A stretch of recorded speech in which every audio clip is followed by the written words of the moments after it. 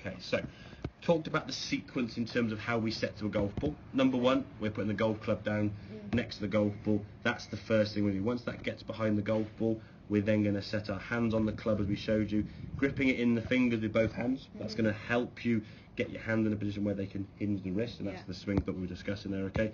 It's going to help you create power for one and get the club up in the air to then come down to the golf ball. So you're going through that sequence, and then finally you set your feet in a sort of balanced position where you've got there.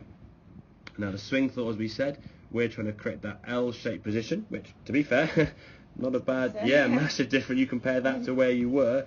We go back to this swing, you can see there, left arm in a similar sort of position.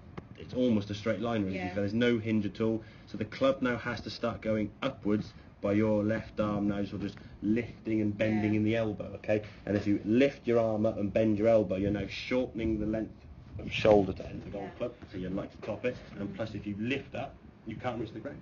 So both of which are going to cause you more often than not to catch top of the ball, or you catch it right off the end of the club and it shoots off sideways. The club start here, just move further from the golf ball and just ping off the side. Okay? So once you've got that wrist hinge now, you can see the arms keep going back because of a full shoulder turn, and the club's going back there with a nice 90-degree wrist hinge. So when we come back to the golf ball now, we can reach the ground. We can get that club back to the golf ball. Golf ball now sort of sailing up in the air, as we can see. A nice sort of full relaxed twist through the golf ball, which you kind of do naturally.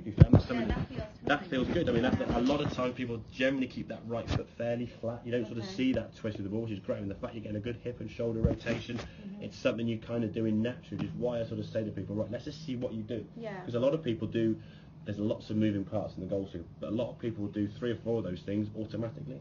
So rather than getting you to think about it, it just happens. So if you're there going, I've got a hinge of a wrist, turn my body, you just completely break down, okay? So think of one thing, as we said, and then you can sort of fiddle about the little bits and pieces, obviously different clubs and different type of shots, but for the full swing itself, the only swing thought now you've got to really have is trying to get that wrist hinge on the way back. So you're looking to try and create that L position there, where the club and the wrist hinge up. Again, you can use mirrors, reflections, anything to sort of stand there, just sort of swing that club back. One thing I would suggest when you're doing that is look down at the golf ball when you're doing it, swing to where you think it is, and then look.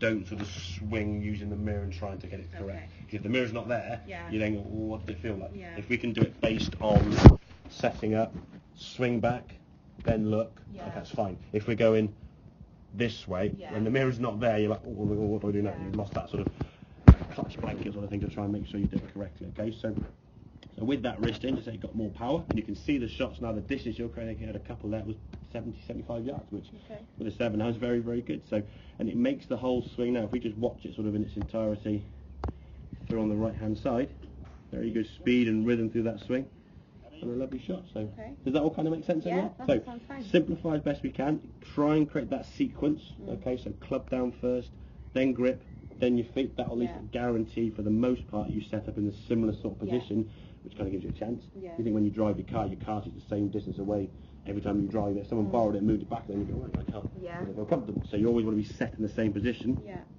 Once you're set there now, the only swing thought, hinge those wrists. Try and create that L-shaped position. As we said, the golf swing isn't very long. When you start that swing at, I guess, 9.5 seconds, you're hitting the golf ball at 10.7, so just over a second and a bit to hit that golf ball. What can you think of in that time? One swing thought going back, hinge, and then just give it a whack. Okay? Good stuff. I'll have a couple more in a minute, and then we'll finish up with some other good shots, okay?